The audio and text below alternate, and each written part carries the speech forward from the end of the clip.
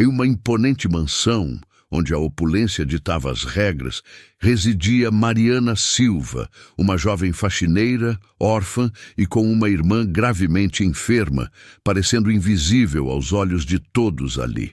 Contrariando-a, o bilionário Fernando Albuquerque, obcecado por perpetuar seu nome, havia desembolsado 200 milhões de reais para que 10 mulheres perfeitas gerassem seus herdeiros antes que sua condição o tornasse estéril para sempre. O que ninguém sequer imaginava é que essas mulheres, cuidadosamente selecionadas por ele, fariam questão de humilhar justamente a única pessoa capaz de oferecer-lhe algo que fortuna alguma poderia comprar.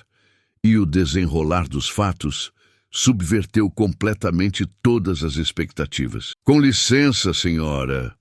O suco está servido." Mariana pronunciou as palavras em voz baixa, as mãos levemente trêmulas enquanto carregava uma bandeja com copos de cristal. As mulheres à sua frente mal a notavam, ou pior, só a notavam para destilar seu desprezo.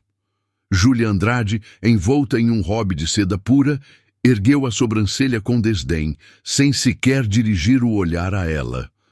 "Pode baixar essa bandeja, moça da limpeza. Não tolero ser servida por quem exala cheiro de produtos de higiene." As risadas ecoaram pelo ambiente. Uma delas, Carolina Dantas, exibiu um sorriso cínico e disparou. "Essa aí deve ter saído direto do ônibus. Imagina o tipo de criança que ela teria." Na tentativa de se esquivar, Mariana tropeçou em um tapete mal posicionado. Um dos copos deslizou da bandeja, estilhaçando-se no chão de mármore.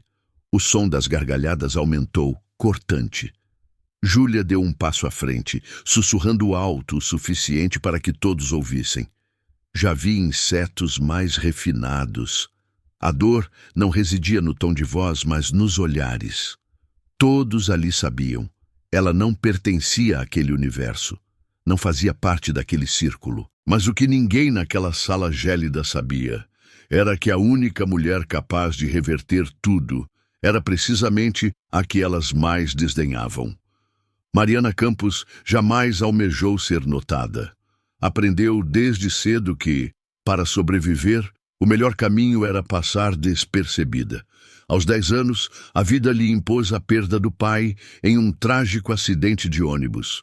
Aos 16, abandonou os estudos para se dedicar integralmente à mãe, que lutava contra um câncer implacável. E aos 23, com o falecimento da mãe, herdou uma responsabilidade ainda mais árdua: garantir a sobrevivência de sua irmã caçula, Gabriela, diagnosticada com insuficiência renal crônica. Enquanto as amigas da juventude ostentavam selfies em paraísos tropicais, Mariana dividia seu tempo entre a venda de doces no trem, a limpeza de quartos em hotéis modestos e noites insones em filas do SUS. Apesar de tudo, nunca proferiu uma queixa. Residia em um pequeno apartamento alugado na zona leste de São Paulo, um lar modesto, com infiltrações nas paredes e medicamentos espalhados pela geladeira. Todas as manhãs, vestia seu uniforme impecável, prendia os cabelos e, com um olhar de esperança, prometia à irmã: "Fique firme, um dia tiraremos a gente daqui." Foi assim que Mariana conquistou uma vaga temporária na imponente mansão de um dos homens mais abastados do Brasil. Uma oportunidade de última hora para cuidar da organização durante a estadia de convidadas ilustres. O salário era considerável, a distância um desafio, e as ordens sempre proferidas com um tom impessoal. Mas para Mariana, todo esforço era justificável, pois cada moeda representava um sopro a mais na vida de Gabriela. Ela não possuía um sobrenome de peso, nem a beleza das capas de revista, muito menos um diploma de uma universidade internacional. Contudo, carregava consigo algo que nenhuma das mulheres naquela casa possuía: dignidade.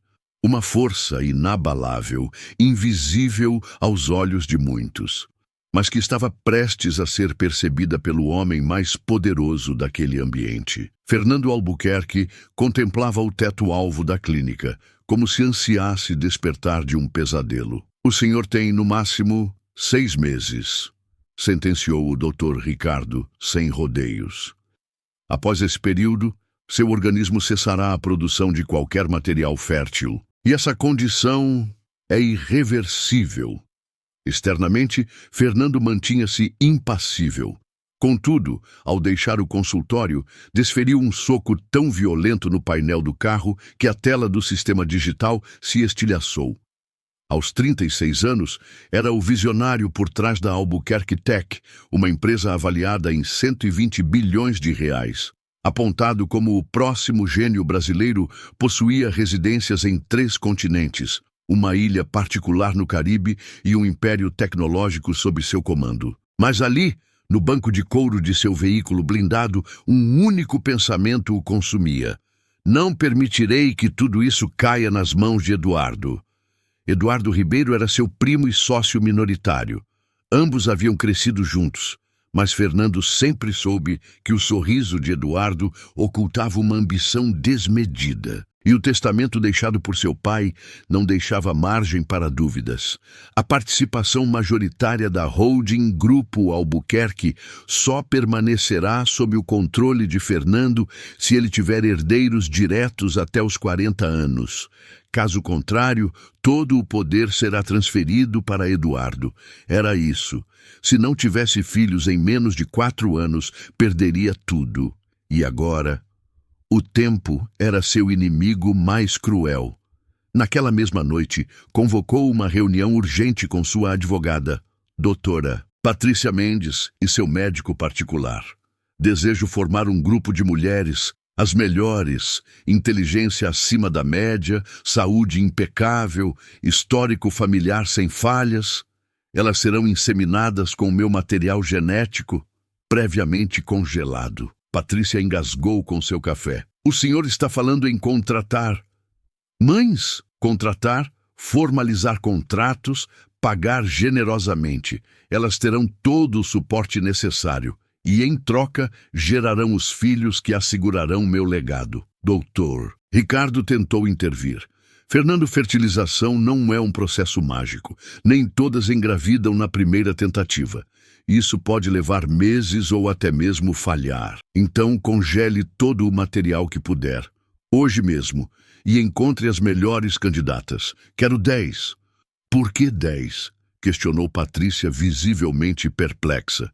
Porque não confio em ninguém, respondeu ele.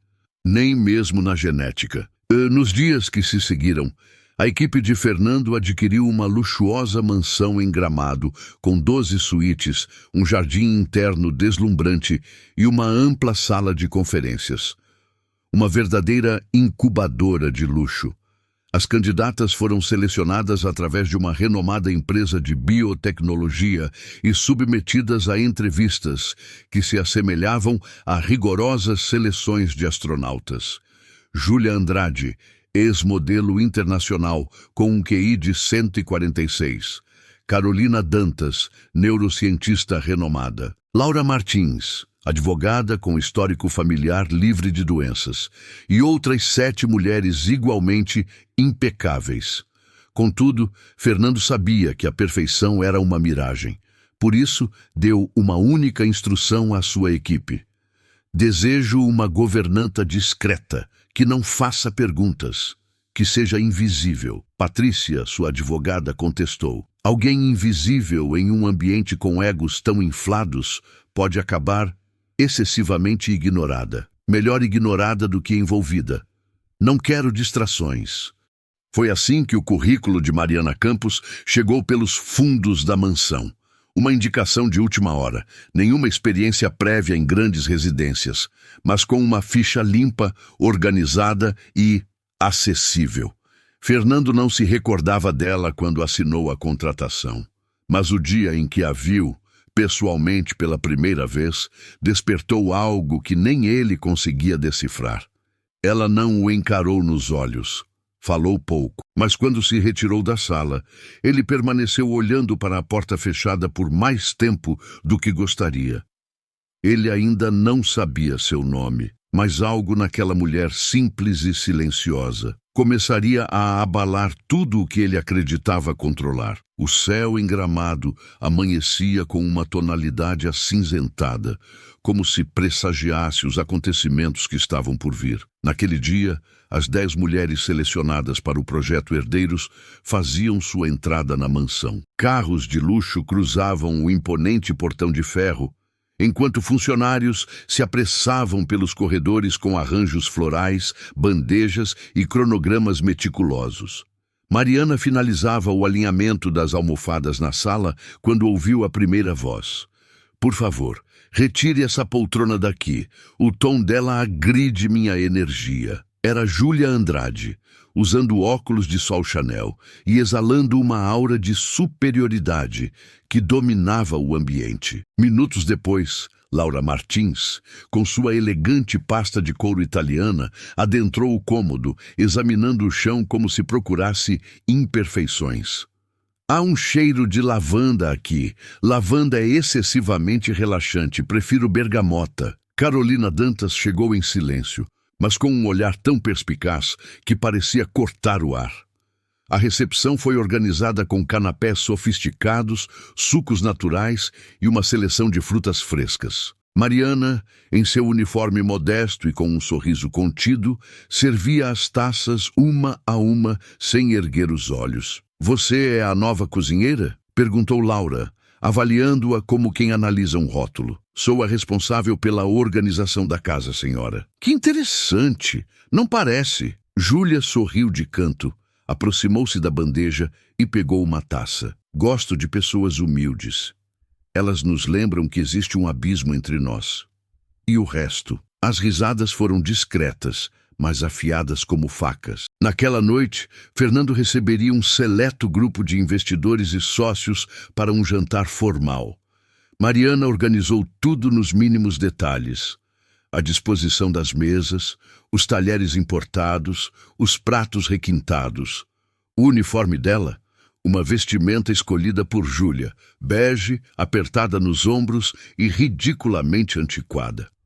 "É para dar um toque de filme antigo", justificou Júlia, contendo o riso. "Você parece ter saído de uma novela de época, daquelas bem melancólicas." Durante o jantar, os convidados brindavam ao futuro da genética brasileira. Fernando, impassível, observava tudo do alto de sua posição. Quando Mariana se aproximou com o prato principal, risoto de cogumelos trufados, Júlia esticou o pé discretamente. O tapete se dobrou e Mariana tropeçou. O prato voou. O molho escuro respingou diretamente no vestido branco de seda que Júlia usava. O silêncio foi instantâneo. Júlia gritou como se estivesse em chamas. "Você enlouqueceu? Este vestido custa mais do que seu salário anual?" Laura se levantou bruscamente. "Isso é inaceitável. Uma empregada despreparada servindo em um evento deste nível?" Alguns investidores tentaram conter o riso. Outros nem se deram ao trabalho. Mariana, de joelhos no chão, recolhia os cacos da porcelana com as mãos desprotegidas. "Desculpe, foi um acidente. Eu..." "Não me toque!" gritou Júlia, empurrando-a levemente com o joelho. "Volte para a cozinha, ou melhor, para o lugar de onde você nunca deveria ter saído." Fernando se levantou. Seus olhos percorreram a sala, fixando-se em Júlia. "Há outro vestido no quarto 7. A governanta pode acompanhá-la até lá." "Governanta?" repetiu Júlia, indignada. "Essa mulher é a governanta?" Fernando prosseguiu, com frieza calculada. "Qualquer dano causado será descontado do seu bônus, Júlia. Assim como qualquer humilhação pública ocorrida em minha residência." A tensão no ambiente era palpável, mas Mariana não proferiu uma palavra. Ajoelhada, com a cabeça baixa e os dedos marcados por lascas invisíveis, ela respirava fundo. Por dentro, algo queimava. Horas mais tarde, já na madrugada, a mansão estava imersa em silêncio. Mariana estava na estufa de vidro, regando as orquídeas com uma delicadeza quase etérea. Seu rosto não vertia lágrimas, mas seus olhos gritavam. Foi quando ouviu passos.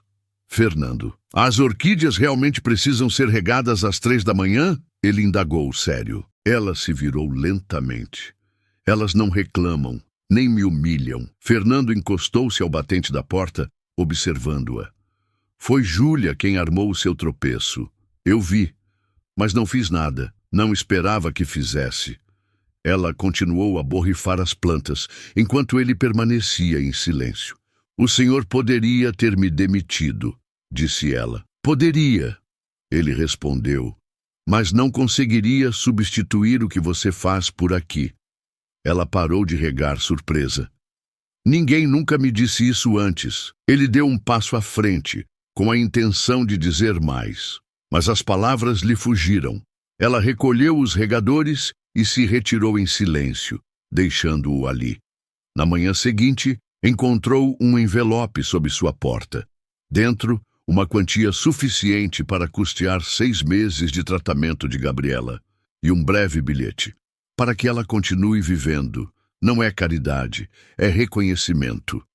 F.A. Mariana contemplou o envelope por longos minutos. Então, respirou fundo e tomou uma decisão. Você também sentiu um aperto no peito ao ver essa cena? Já enfrentou um momento em que precisou engolir a dor apenas para se manter forte? Se sim, compartilhe nos comentários com um sim, para que Mariana saiba que não está sozinha. Seu comentário é como um abraço invisível e pode fazer toda a diferença para quem precisa ouvir que ainda vale a pena resistir. Naquela manhã, a mesa do café estava farta, frutas frescas, sucos variados e uma pilha de contratos. As 10 mulheres mantinham sua postura habitual. Coluna ereta, olhares calculados, sorrisos ensaiados. Mariana caminhava silenciosamente entre elas, com um envelope fino nas mãos. Ao chegar à cabeceira da mesa, parou ao lado de Fernando e o depositou discretamente à sua frente. Com licença, senhor. Júlia franziu o senho. Entrega de contas? Já estamos cobrando no café da manhã agora? Fernando abriu o envelope. Era o mesmo que ele havia deixado para Mariana, com o valor do tratamento. Mas por dentro, o dinheiro estava intocado. E havia um bilhete escrito à mão, em caligrafia simples. Não aceito caridade, apenas oportunidades. Agradeço, mas prefiro conquistar o que preciso com meu próprio esforço. Mariana. Fernando leu 2 vezes. Permaneceu em silêncio, mas algo se transformou em seu olhar. Um respeito silencioso, mesclado a algo que nem ele conseguia definir. Horas depois, chamou Patrícia, sua advogada, ao escritório. Dobre o salário da governanta, retroativo ao 1º dia. Algum motivo específico? Ela perguntou surpresa. Ele segurava o bilhete nas mãos. Encontrei algo raro neste mundo. E o que seria? Dignidade. No final do dia, Mariana foi convocada ao escritório. Estava apreensiva, mas ao entrar, Fernando não gritou, não deu ordens, apenas apontou para a cadeira à sua frente. Sente-se, quero conversar sobre o envelope. Ela cruzou as mãos no colo. Peço desculpas se pareci ingrata, né? Por que recusou? Ele perguntou direto. Ela o encarou nos olhos pela primeira vez. Minha mãe sempre dizia que a dignidade era o único bem que ninguém podia nos tirar. E é tudo o que me resta. Fernando recostou-se na cadeira, absorvendo cada palavra. Você concluiu um curso técnico em administração, certo? Sim, senhor. Mas nunca consegui um estágio. Precisava sustentar minha irmã. Ele abriu uma pasta. A Patrícia me informou que a organização da casa mudou significativamente após sua chegada. Está tudo mais eficiente. Preciso de alguém assim. Ela franziu o senho, confusa. Alguém assim, como? Alguém que me diga a verdade, sem se preocupar em me agradar. Ele deslizou um novo contrato pela mesa. Dobramos seu salário. Incluímos bônus por desempenho. Não é caridade, é reconhecimento. Mariana hesitou, mas desta vez pegou a caneta. Obrigada pela oportunidade, senhor. Ele a olhou nos olhos e respondeu com uma suavidade inesperada. Me chame de Fernando. quando estivermos a sós. Na semana seguinte, o procedimento de fertilização foi iniciado. Dr. Ricardo instalou uma equipe médica completa na ala leste da mansão. Equipamentos de última geração, supervisão 24 horas por dia. 2 semanas depois, os resultados foram anunciados. 8 das 10 mulheres estavam oficialmente grávidas. A notícia foi celebrada com um brinde. Suco de uva em taças de cristal, naturalmente. Mariana servia as bebidas enquanto ouvia os planos mirabolantes para quartos de bebê, roupas importadas e nomes em francês. Júlia pegou sua taça e murmurou em voz alta o suficiente para ser ouvida. Mal posso esperar para ensinar meu filho a não se misturar com qualquer um. Laura riu. Carolina apenas sorriu com superioridade. No centro da sala, Manuela Guedes, a mais jovem do grupo, observava tudo em silêncio. Nas noites seguintes, um novo ritual se estabeleceu. Depois que todos adormeciam, Mariana se dirigia à estufa para cuidar das orquídeas. E como por um acaso, Fernando sempre aparecia. Elas estão mais bonitas. São sensíveis. Necessitam de um cuidado genuíno. Conversavam sobre tudo, livros, a infância de cada um, medos. Ele confessou que tocava piano às escondidas. Ela revelou que sonhava em cursar psicologia, mas abrira mão do sonho por Gabriela. Certa noite, Fernando trouxe 2 copos de chocolate quente. Minha mãe fazia isso nas noites frias. Mariana pegou o copo. Seus dedos roçaram os dele. Nenhum dos 2 se afastou. Havia um silêncio diferente ali, denso, quase tangível. Ela desviou o olhar. Ele não. Naquela madrugada, ao retornar ao quarto, Mariana encontrou um pequeno vaso de orquídea recém-plantada em sua mesa. Sem bilhete, sem nome, mas ela sabia de onde veio. Enquanto isso, as outras mulheres perceberam. Você viu como ele a olha? Comentou Laura durante o chá da tarde. Estou observando há dias, respondeu Júlia cerrando os dentes. Ela está usando de artimanhas. Posa de humilde. Isso pode arruinar tudo. Precisamos agir antes que ele cometa a loucura de se envolver com uma faxineira. Foi então que Carolina sugeriu. E se revirarmos o passado dela? Alguém como ela deve ter um motivo oculto para estar aqui. Conheço um detetive particular, disse Laura com um sorriso frio. E naquele instante, a verdadeira batalha havia sido deflagrada. A manhã estava estranhamente silenciosa na mansão. Mariana havia passado a noite no hospital, ao lado de Gabriela, que sofrera uma crise renal severa. Retornou ao trabalho com olheiras profundas e o coração em pedaços. Mal sabia que, enquanto ela lutava pela vida da irmã, um plano sórdido ganhava forma sob o mesmo teto. Júlia e Laura, com a cumplicidade de Carolina, haviam executado o ataque final. Plantaram um valioso broche, da coleção particular de Fernando, dentro da gaveta de roupas de Mariana. Na manhã seguinte, Júlia adentrou a sala de refeições com a voz carregada de pânico. Meu broche de rubi sumiu. Todas as mulheres pararam.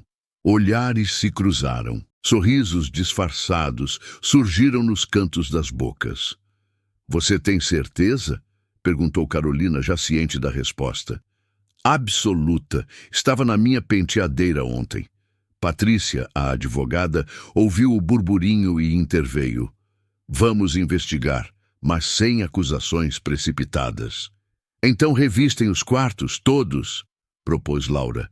Inclusive o da governanta, completou Júlia, com os olhos faiscando. Fernando estava ausente em uma reunião de negócios. Patrícia liderou a busca. Mariana, exausta, chegou do hospital quando a inspeção já estava em andamento. O que está acontecendo? Apenas um protocolo de segurança, disse Laura com cinismo. Você não se importa, não é? Claro que não. Não tenho nada a esconder. Patrícia entrou em seu quarto com Júlia ao lado. Em minutos, o grito ecoou. Encontrei! O broche estava entre as roupas íntimas de Mariana, embrulhado em um lenço. Isso é uma armadilha, disse Mariana com a voz embargada. Eu jamais vi isso na minha vida. Júlia cruzou os braços vitoriosa. Você pode ter enganado o Fernando, mas não a nós. As outras observavam como juradas silenciosas. Manuela, uma das poucas que nutria simpatia por Mariana, levantou-se. Ela não faria isso, eu a conheço. Você realmente quer perder seu bônus por defender a faxineira? Alfinetou Carolina. Mariana estava imóvel, seu rosto pálido, mas sua postura ainda altiva. Se for preciso escolher entre minha dignidade e este emprego, eu escolho a primeira. Patrícia tentou acalmar os ânimos. Vamos aguardar o retorno do Sr. Albuquerque. Mas Júlia foi além. Se ele não tomar uma providência, nós tomaremos. Fernando retornou à mansão no final do dia. Patrícia o recebeu com um relatório minucioso, fotos do broche, o relato da descoberta e o depoimento das envolvidas. E ela disse o quê? Que foi vítima de uma armação, que jamais pegaria algo que não lhe pertencesse. Fernando esfregou o rosto com força, pensativo. Onde ela está agora? No alojamento dos fundos, isolada. Ele desceu imediatamente.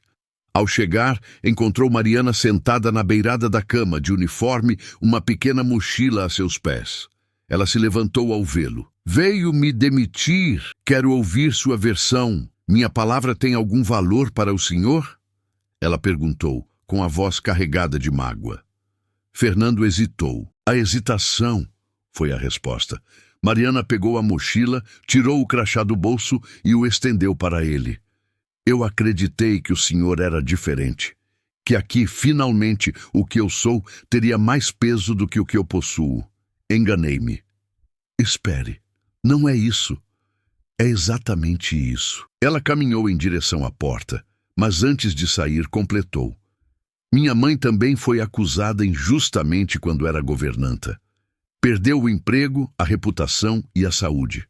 Mas nunca perdeu a verdade. E eu também não perderei. Fernando permaneceu parado, silencioso, sem coragem de detê-la.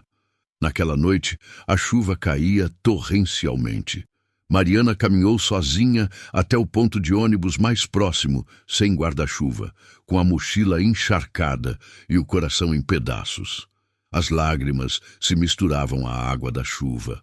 Mas não chorava por ter perdido o emprego. Chorava por ter perdido o respeito de quem pensava que havia. De verdade. Na manhã seguinte, a casa parecia exalar um alívio. Júlia, Laura e Carolina brindavam discretamente no jardim de inverno, de volta ao controle, mas o alívio durou pouco. Porque horas depois, Fernando surgiu na sala de reuniões com um envelope pardo nas mãos. Antes de qualquer decisão, quero que todas leiam isto. Distribuiu cópias de uma carta assinada à mão por sua avó, Dona Sofia Albuquerque.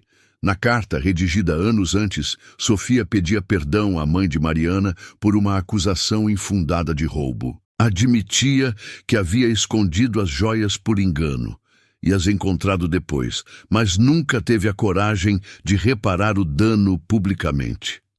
A mulher que vocês acusaram ontem é filha da mulher que minha família arruinou por um erro que jamais foi corrigido, disse Fernando com a voz grave.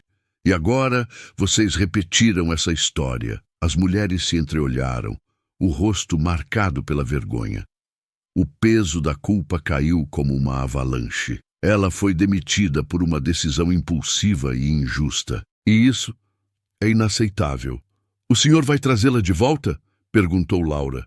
Não sei se ela desejará retornar, mas se aceitar, será como diretora de operações da casa e não mais como governanta. Júlia levantou-se indignada. Isso é um disparate.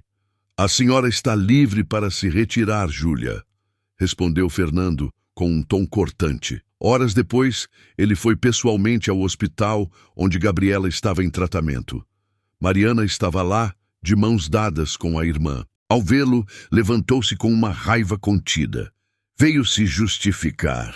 Não, vim pedir perdão e dizer que a única coisa que eu realmente quero construir não está em contratos, está em você. Ela não respondeu de imediato. Gabriela sorriu, alternando o olhar entre os dois. Se ele te machucar de novo, Sou eu quem vai arrancar o rim dele. Todos riram, inclusive Mariana. E naquele sorriso, Fernando viu o que nenhum herdeiro perfeito seria capaz de lhe dar: propósito. O tempo seguiu seu curso. A primavera chegou a Gramado, e com ela as primeiras flores das orquídeas que Mariana havia plantado meses antes.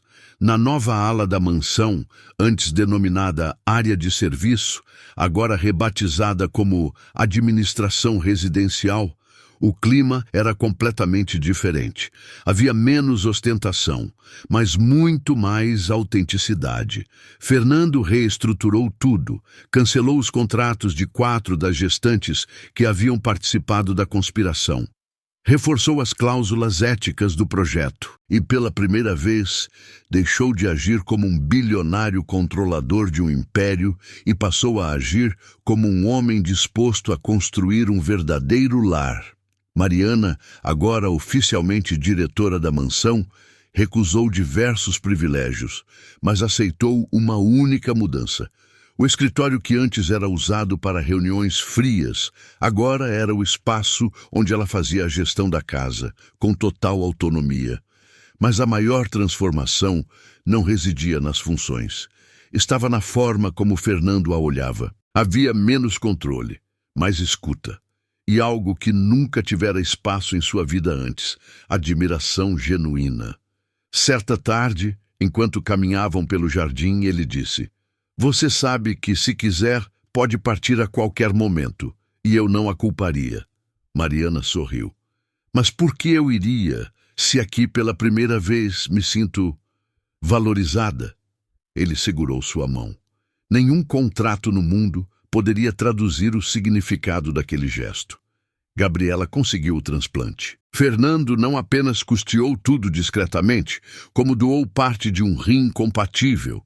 Mesmo não sendo o doador principal, ele fez o que estava ao seu alcance para agilizar o processo. No hospital, a enfermeira comentou: "Raros são os casos em que o bilionário se senta do lado de fora da UTI com uma marmita no colo." Mariana olhou para ele de camiseta simples e olhar cansado e respondeu: "Você não conhece o Fernando." "Não, mas acho que você o conhece." Quando o primeiro dos bebês nasceu, um menino saudável com olhos escuros e pele clara, Fernando o segurou nos braços como quem carrega o próprio mundo.